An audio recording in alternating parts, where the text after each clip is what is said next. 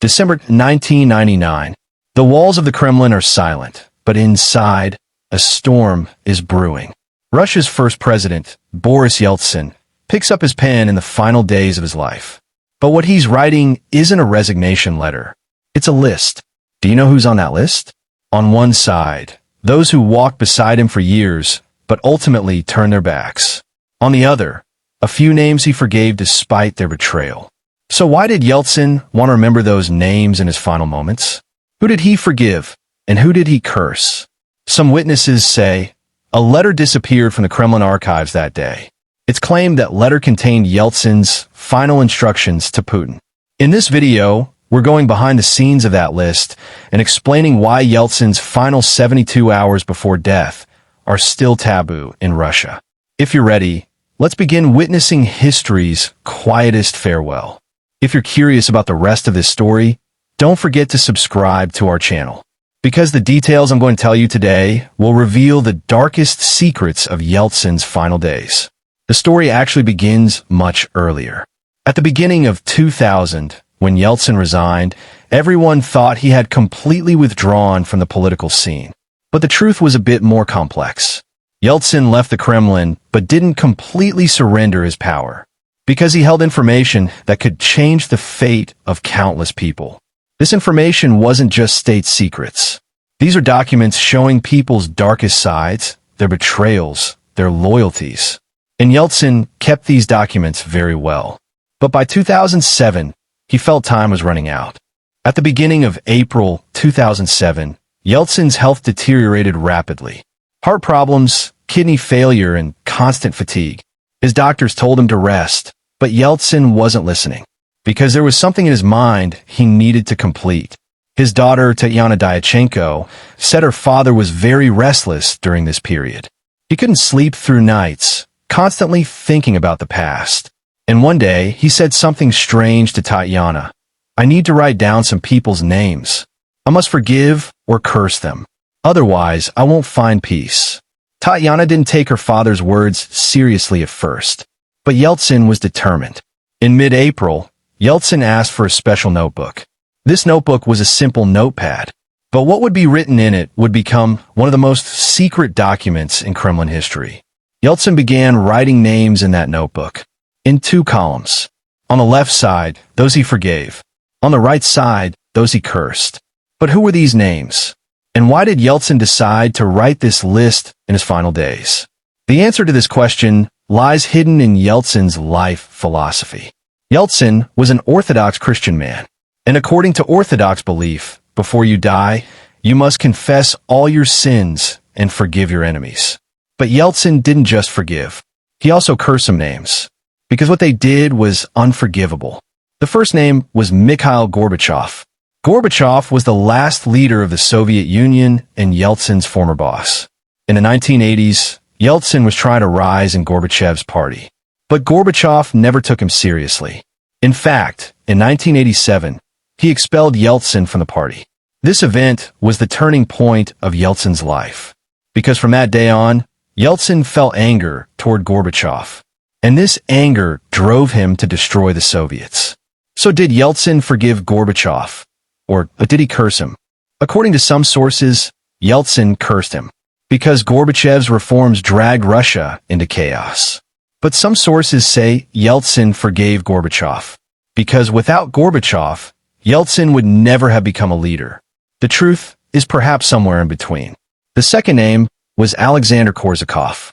Korzhakov was Yeltsin's security chief for 10 years. But he wasn't just a security chief. He was Yeltsin's closest friend, advisor, and confidant. Korzhakov was by Yeltsin's side during his hardest days. During the 1991 coup attempt, he protected Yeltsin.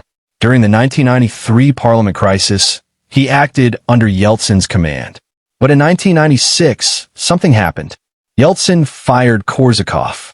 The official explanation was security concerns. But the real reason was that Korzhakov had become too powerful. Korzhakov had built his own small empire in the Kremlin, and Yeltsin was afraid of that. When Korzhakov was fired, he was very angry. He said Yeltsin had betrayed him, that he had risked his life protecting him. But Yeltsin was determined. So did Yeltsin forgive Korzhakov in his final days? According to some witnesses, yes. Because Yeltsin never forgot Korzhakov's loyalty. But Korzhakov never forgave Yeltsin. The third name was Boris Berezovsky. Berezovsky was one of Russia's richest and most dangerous oligarchs. In the 1990s, he was very close to Yeltsin. He financed Yeltsin's campaigns, supported him using his media empire. He even played a key role in Putin's appointment as prime minister. But Berezovsky's real goal was to increase his own power. By using Yeltsin, he gained access to state resources and made billions of dollars. And Yeltsin knew it, but he needed Berezovsky, because without Berezovsky, he couldn't have won the 1996 elections. So did Yeltsin forgive Berezovsky, or did he curse him? The answer to this question is complex. Yeltsin knew Berezovsky was using him, but at the same time, he respected Berezovsky's intelligence and courage. According to some sources, Yeltsin wrote Berezovsky's name on both the left and right sides of that list, because Berezovsky was both friend and enemy. The fourth name was Anatoly Chubais. Chubais was the architect of Yeltsin's economic reforms. In the early 1990s, Chubais led the privatization program. This program enabled the sale of state assets to the private sector. But this process led to a massive wave of corruption and theft. Oligarchs bought state companies at very low prices and made billions of dollars. The Russian people, however, became impoverished. Chubais was held responsible for this process. The people hated him, but Yeltsin protected Chubais, because Chubais was a name the West trusted, and Yeltsin needed Western support. So how did Yeltsin evaluate Chubais in his final days? According to some sources, Yeltsin had mixed feelings about him. On one hand, he believed Chubais' reforms saved Russia. On the other hand, he knew these reforms were wrongly implemented and led the people to suffering. Yeltsin wrote Chubais' name on the cursed side of the list, but then he crossed it out and moved it to the forgiven side, and then crossed it out again. This indecision showed Yeltsin's internal conflict. The fifth name was Vladimir Putin. Yes, you heard that right. Yeltsin also wrote Putin's name on the list. But on which side? This is the biggest secret.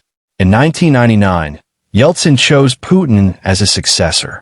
He trusted him, protected him, and placed his family's safety in his hands. But in the early 2000s, what Putin did began to disturb Yeltsin. Putin brought the media under control, silenced the oligarchs, crushed the opposition. The democracy Yeltsin had dreamed of was slowly turning into an authoritarian regime. Yeltsin saw this, but he could do nothing, because he no longer had power. So did Yeltsin forgive Putin, or did he curse him? No one knows the answer to this question for certain. But according to some witnesses, in his final days Yeltsin said, "Vladimir disappointed me, but perhaps this is what Russia needed." These words show Yeltsin's complex emotions. Maybe he forgave Putin, maybe he cursed him, or maybe he did both. The sixth name was Naina Yeltsin, Yeltsin's wife. Naina was by Yeltsin's side throughout his life. She supported him on the hardest days, shared joy with him on the happiest days. But Naina never approved of some things her husband did. Especially his drinking habit was a big problem for Naina. In the 1990s, Yeltsin embarrassed himself in public several times while drunk. These incidents damaged Yeltsin's reputation in the eyes of the Russian people. And Naina lived through this shame with her husband. So did Yeltsin forgive Naina? No, because Naina had no crime to be forgiven for. But Yeltsin apologized to Naina for the pain he caused her, for the moments he embarrassed her, and for the times he put the family in danger. Yeltsin wrote Naina's name at the top of the list and added this note next to it. "She always loved me. I always disappointed her." When Yeltsin completed that list, he was very tired. Tatyana took the notebook from her father's hand and wanted to read it. But Yeltsin wouldn't allow it. "This is something only God and I need to know," he said, and he put the notebook under his pillow. The next day, April 20th, 2007, Yeltsin's condition worsened even more. He had difficulty breathing, couldn't speak. Doctors performed emergency intervention, but it was useless. April 23rd, 2007, Orthodox Easter Day, Boris Yeltsin died. With his family at his bedside, he quietly took his last breath. And that notebook? Tatiana went looking for the notebook the day her father died. But the notebook had disappeared. It wasn't under the pillow, it wasn't anywhere in the room. As if someone had taken it. So who took that notebook? And why? The answers to these questions are still a mystery.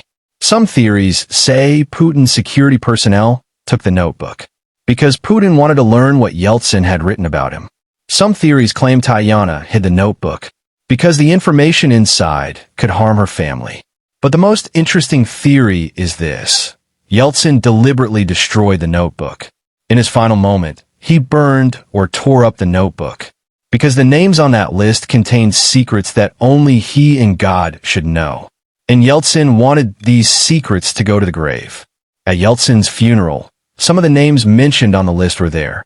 Putin was in the front row, in tears. Chubais attended the ceremony quietly. Gorbachev watched from afar. Korzhakov didn't come. Berezovsky was in exile and couldn't come. And Naina was quietly crying by her husband's coffin. Everyone was alone with their own conscience. Did Yeltsin forgive them? Or did he curse them? No one knew. After Yeltsin's death, something strange happened in the Kremlin archives. Some documents related to that period disappeared. Records related to Yeltsin's final days were missing. Security camera footage, doctor reports, visitor logs, all mysteriously vanished. Was this a coincidence or a deliberate cleaning? Some historians claim Putin had these documents destroyed because these documents could reveal the true nature of Putin's relationship with Yeltsin. But there's no evidence, only speculation. Today, in 2025, Yeltsin's list is still remembered as a legend. Did it really exist? Or was it just a story? No one knows for certain. But one thing is certain. In the final days of his life, Yeltsin confronted his past. He evaluated the mistakes he made, the damage he caused, and the victories he won. And perhaps that list was his way of easing his conscience.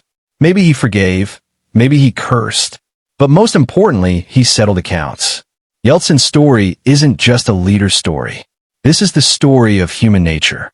Power, betrayal, loyalty, regret. All these emotions existed in Yeltsin's life. And that list is the concrete manifestation of these emotions. If that list really exists and is revealed someday, it will rewrite Russian history. Because on that list, there aren't just names. On that list, the Kremlin's darkest secrets are written. In conclusion, who did Yeltsin forgive and who did he curse before he died? The definitive answer to this question may never emerge. But we know one thing. In his final days, Yeltsin was seeking peace. And perhaps that list was his way of reaching peace. To forgive or to curse. Both are forms of closure. And Yeltsin made his closure in his own style. Quietly, decisively, and mysteriously.